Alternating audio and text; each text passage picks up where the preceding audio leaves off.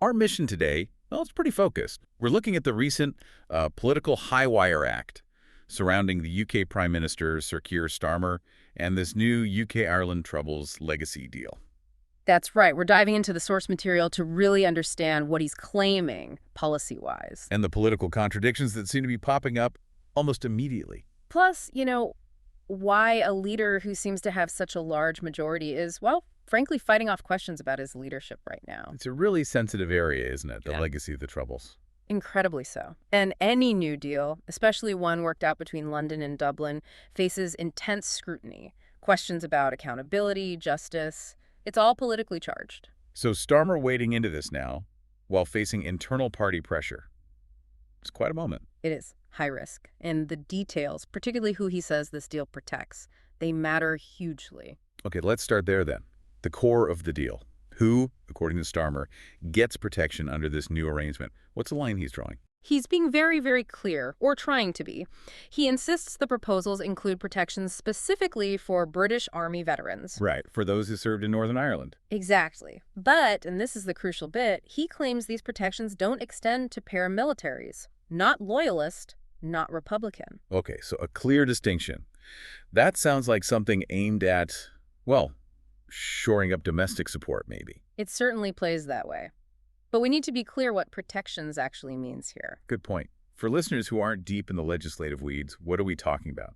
Immunity. It usually implies some kind of mechanism, often linked to a truth recovery process, maybe instead of a full criminal trial, that shields people from prosecution for things that happened historically.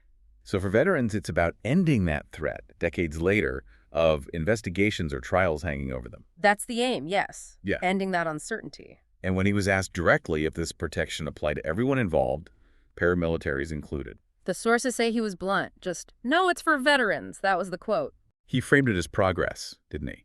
Something past governments hadn't managed. He did. He positioned it as finally moving forward. But, policy isn't just words. He mentioned legislation is needed next. So this whole veteran versus paramilitary distinction, it's still just a promise until it's law.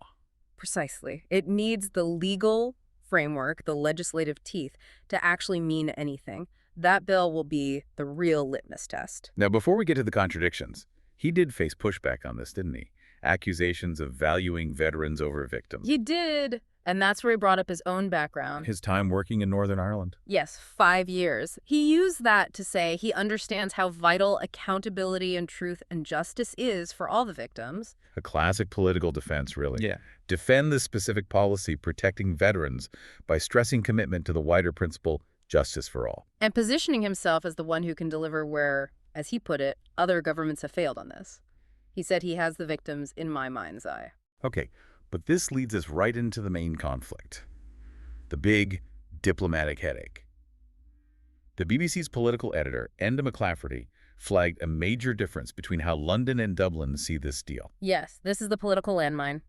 Starmer is championing this different treatment for veterans, but the Irish government, who co-negotiated the deal, has apparently been insisting everybody who engages with the new legacy bodies will be treated the same. Hold on. That's completely contradictory. It is. How can the Irish government say everyone's treated equally while Starmer says it's veterans-only protections? They can't both be right when the legislation comes out. Exactly. And this term, new legacy bodies, is key here. These are the mechanisms set up by the deal, right? For investigations, truth recovery, maybe deciding on conditional immunity. Their whole purpose is clarity, closure. But if the UK and Ireland can't even agree on who gets treated the same way by these bodies, well, the whole thing looks shaky. And the political fallout for Starmer if the legislation reflects the Irish view. It would be huge. He'd have badly managed expectations, especially with veterans and his own political base. It could make him look weak, particularly to unionists. So his credibility really hinges on this legislation, due in weeks, actually containing the differentiated treatment he promised. Absolutely. If it doesn't, this whole strategic move could backfire badly, a self-inflicted wound, potentially. Okay, let's pivot slightly. There was another sensitive move happening at the same time. Starmer appointing a conflict resolution expert. Ah, yes, Fleur Ravensbergen. From the University of Amsterdam. What's the thinking behind bringing her in? She's a well-regarded expert. The appointment itself suggests Starmer wants to tackle the ongoing issue of paramilitary influence head-on. Which is controversial, because it means engaging with the very groups he just said wouldn't get protections, right? What's her specific job? Her task, as stated, is to explore whether talking to paramilitary groups, loyalist and Republican, about disbandment is worthwhile. So the idea is, if they're still causing problems, maybe direct dialogue is needed to get them to stop. That seems to be the rationale. She's expected to meet with representatives, possibly over the next few months, and deliver a report next August. But the politics of that, talking to paramilitaries, always risks looking like you're legitimizing them. How did Starmer defend this?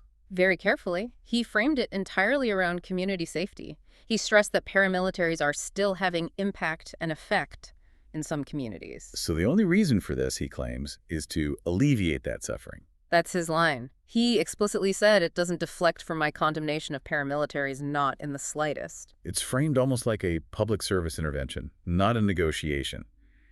But realistically, achieving full disbandment through dialogue in less than a year, that sounds ambitious. Deeply ambitious. Maybe even unrealistic given the history. But politically, maybe the point for Starmer is just being seen to do something about the current instability alongside dealing with the past legacy issues. Right, a two-pronged approach, addressing the past, tackling the present threat. And all this played out against a backdrop the sources called a moment of great jeopardy and opportunity for his leadership. Let's talk about that backdrop, this massive media blitz he did. Yes, the policy announcements were timed with this huge communications push. A clear attempt to control the narrative. And the details are quite something. 26 back-to-back interviews with all the UK's regional political editors. That's right. Over 2 hours of nonstop questioning. What was the strategy there? Why go regional like that? The idea seems to have been to penetrate deep into every corner of the UK, to talk directly to regional outlets about issues that matter locally. Like the Troubles legacy deal in Northern Ireland, or maybe economic concerns elsewhere, things that don't always make the national news. Exactly, showing focus on local concerns, even while managing what feels like a national leadership challenge. Which is the paradox, isn't it? He has this reported 150-seat majority, yet his leadership is under fire.